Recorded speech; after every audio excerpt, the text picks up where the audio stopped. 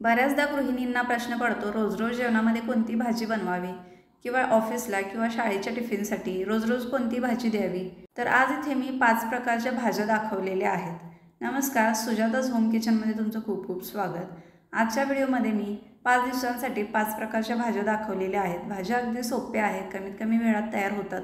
चला तर मग सुरुवात करूया। तर इथे मी पहिली जी भाजी बनवलेली आहे ती मोड आलेली मुगाची भाजी बनवलेली आहे। तर अशा प्रकारची मोड आलेली कडधान्ये ही आपल्या शरीरासाठी पौष्टिकच असतात। मोड आलेले कडधान्यांचा समावेश आपल्या आहारामध्ये असायला हवा। तर ही भाजी मी कुकरमध्ये बनवलेली आहे। अगदी झटपट बनते आणि चवीला सुद्धा छान लागते। इथे मी 1 पळी तेल कुकरमध्ये गरम केलेलं आहे। त्यामध्ये घालूया अर्धा चमचा मोहरी, अर्धा चमचा जिरे आणि 2 मोठे कांदे बारीक चिरून यामध्ये मी घातले। कांदा चांगला मऊसर होईपर्यंत आपल्याला परतून घ्यायचा आहे। कांद्याचा रंग फार डार्क करायचा नाही। कढीपत्त्याची पाने घालायची,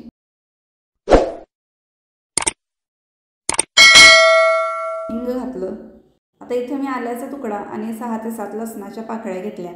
ते अशा प्रकारे ठेचून घेऊया आणि हे ठेचलेलं आलं लसूण सुद्धा आपण यामध्ये घालून घेऊया। हे सुद्धा तेलावरती आपल्याला परतून घ्यायचं आहे, म्हणजे आले लसणाचा कच्चेपणा कमी होतो। आता इथे मी 1 मोठा टोमॅटो बारीक चिरून घेतला, तो यामध्ये घालून घेऊया। टोमॅटो सुद्धा आपल्याला मऊसर होईपर्यंत परतून घ्यायचा आहे। चवीनुसार मीठ घातलं। मीठ घातल्यामुळे टोमॅटो लवकर मऊ होतो। आता यामध्ये काही पावडर मसाले घालूया। 1 चमचा लाल तिखट, पाव चमचा हळद, 1 चमचा धनेपूड, अर्धा चमचा जिरेपूड। हे मसाले सुद्धा तेलावरती परतून घ्यायचे। मसाले जळू नये म्हणून मी यामध्ये अगदी 2 ते 3 चमचे पाणी घातलं। आता यामध्ये घालूया मोड आलेले मूग। मूग मसाल्यामध्ये चांगले परतून घ्यायचे आहेत। मसाले याला चांगल्या प्रकारे कोट झाले पाहिजे।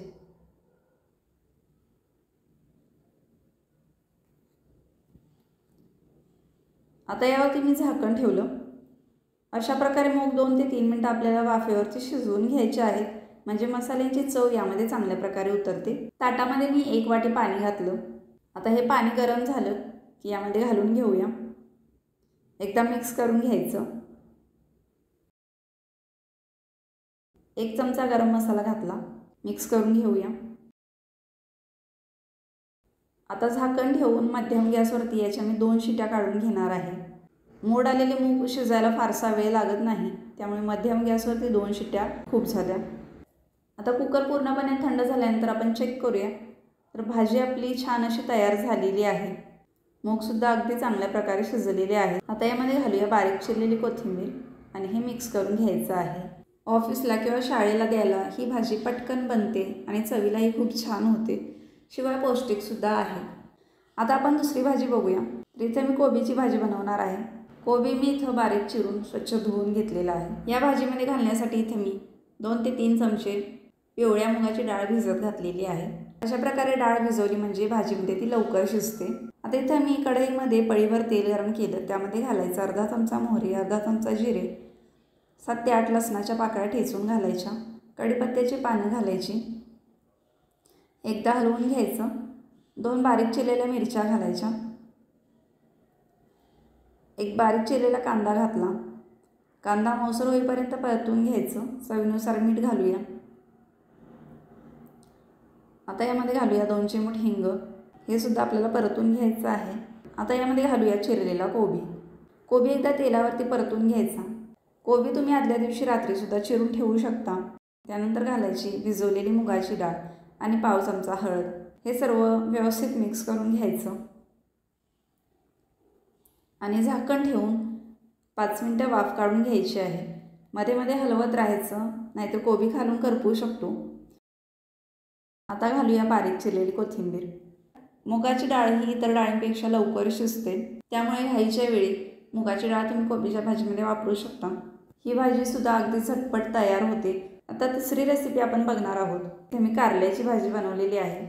आता इथे मी कारल्याची भाजी बनवण्याची जी पद्धत दाखवलेली आहे त्या पद्धतीने जर तुम्ही भाजी बनवली तर कारलं न खाणारे सुद्धा आवडीने ही भाजी खातील। तर इथे आपण कारलं चिरून घेऊया।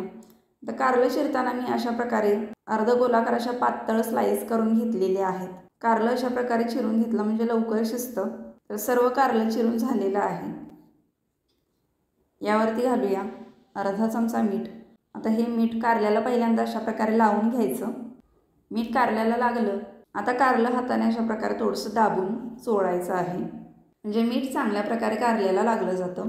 मीठ लावल्यानंतर कारलं आपल्याला 15 ते 20 मिनिटं ठेवायचं आहे, जेणेकरून याला पाणी सुटेल. ही प्रोसेस तुम्ही आदल्या दिवशी रात्रीसुद्धा करून ठेवू शकता, म्हणजे दुसऱ्या दिवशी सकाळी तुमची गडबड होणार नाही. तर कारलं 15 ते 20 मिनिटं ठेवल्यानंतर तुम्ही बघू शकता कारल्याला थोडंसं पाणी सुटलेलं आहे. आता हे जे कारल्याचं पाणी आहे हे आपण हाताने पूर्णपणे पिळून घेणार आहोत. तर इथं तुम्ही बघू शकता कारल्यातलं पाणी मी पूर्णपणे पिळून घेतलेलं आहे. अशा प्रकारे कारल्यातलं पाणी पिळून घेतल्यामुळे याचा कडवटपणा कमी होतो. कारल्यातलं पाणी पूर्णपणे काढून झालं. आता इथे मी कढईमध्ये 2 चमचे तेल गरम केलं. यामध्ये हे कारलं घालून घेऊया आणि कारलं चांगलं डाग पडेपर्यंत आपल्याला भाजून घ्यायचं आहे. मंद ते मध्यम गॅसवरती आपल्याला कारलं भाजून घ्यायचं आहे. मोठा गॅस करून जर कारलं भाजलं तर हे वरून करपट लागतं आणि आतून चांगल्या प्रकारे शिजलं जात नाही. कारलं भाजून झालं, काढून घेऊया. आता कढईमध्ये पुन्हा मी पळीभर तेल गरम केलं. यामध्ये घालूया अर्धा चमचा मोहरी, अर्धा चमचा जिरे मोहरी तडतडले की यामध्ये घालूया 2 हिरव्या मिरच्या. मिरचीचं प्रमाण तुम्ही कमी जास्त करू शकता. आता इथे मी 3 मध्यम साईजचे कांदे अशा प्रकारे बारीक चिरून यामध्ये घातले. कांदा यामध्ये जास्त वापरायचा आहे. कढीपत्त्याची पानं आणि चवीनुसार मीठ घालायचं. कांदा मऊसूर होईपर्यंत परतून घ्यायचा आहे की यामध्ये घालायची अगदी थोडीशी हळद आणि भाजून घेतलेलं कारलं. यावरती घातला 1 चमचा बारीक केलेला गूळ. हे सर्व व्यवस्थित मिक्स करून घेऊया आणि झाकण ठेवून 3 ते 4 मिनटं कारलं आपल्याला वाफेवरती शिजवायचं आहे. आता कारलं आपण अगोदरच भाजून घेतलं होतं, त्यामुळे याला शिजायला फारसा वेळ लागत नाही. तर इथे तुम्ही बघू शकता कारलं चांगल्या प्रकारे शिजलेलं आहे. आता यावरती घालूया बारीक चिरलेली कोथिंबीर. तर इथं आपली कारल्याची भाजीसुद्धा तयार झाली. जर घरातल्यांना कारल्याची भाजी आवडत नसेल तर अशा प्रकारे भाजी एकदा नक्की ट्राय करून बघा, सर्वांना नक्कीच आवडेल. आता आपली चौथी भाजी जी आहे ती म्हणजे मटकीची भाजी. इथे मी मोड आलेली मटकी घेतलेली आहे. मटकी मी घरातच मोड आणून घेतली, तुम्ही रेडीमेडसुद्धा वापरू शकता. मटकी मी 2 ते 3 पाण्यानं स्वच्छ धुवून घेतलेले आहे. मोड आलेले कडधान्य नेहमी 2 ते 3 पाण्यानं स्वच्छ धुवून घ्यायचे, कारण याला चिकटपणा किंवा बुरशी असू शकते. आता कढईमध्ये 2 चमचे तेल गरम केलं. मटकी आपल्याला थोडेसे डाग पडेपर्यंत भाजून घ्यायचे आहे. अशा प्रकारे मटकी भाजून घेतल्यामुळे तिचा कच्चेपणा कमी होतो आणि भाजीची चवसुद्धा वाढते.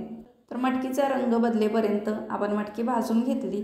अगदी थोडे थोडे डाग पडले की ही आपण काढून घ्यायची. कढईमध्ये पळीभर तेल गरम करायचं. यामध्ये घालूया मोहरी, जिरे मोहरी तडतडले की यामध्ये घालूया उभा चिरलेला कांदा.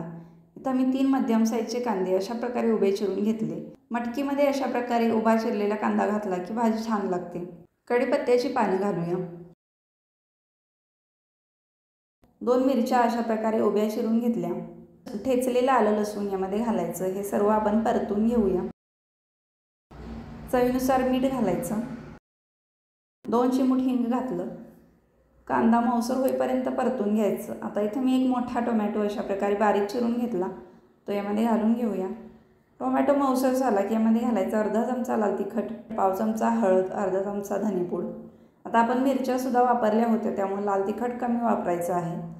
हे सर्व आपल्याला तेलावरती परतून घ्यायचं आहे. आता यामध्ये घालूया भाजलेली मटकी या मसाल्यामध्ये चांगल्या प्रकारे मिक्स करून घेऊया. झाकण ठेवून मटकी आपल्याला वाफेवरती शिजवायची आहे.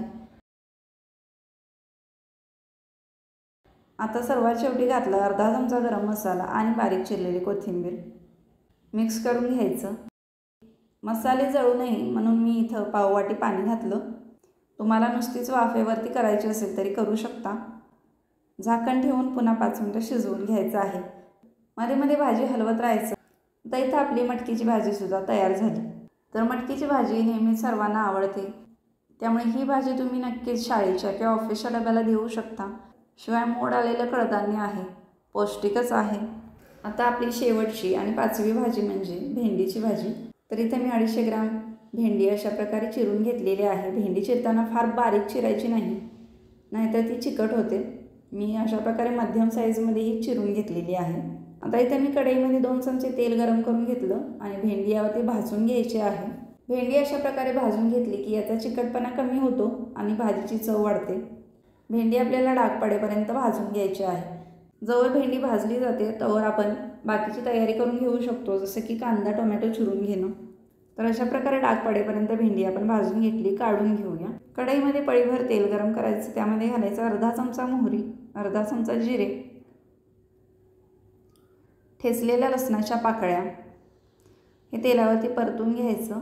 2 हिरव्या मिरच्या बारीक चिरून घालायच्या. 2 मध्यम साईजचे कांदे बारीक चिरून घालायचे. हे सर्व तेलावरती परतून घेऊया.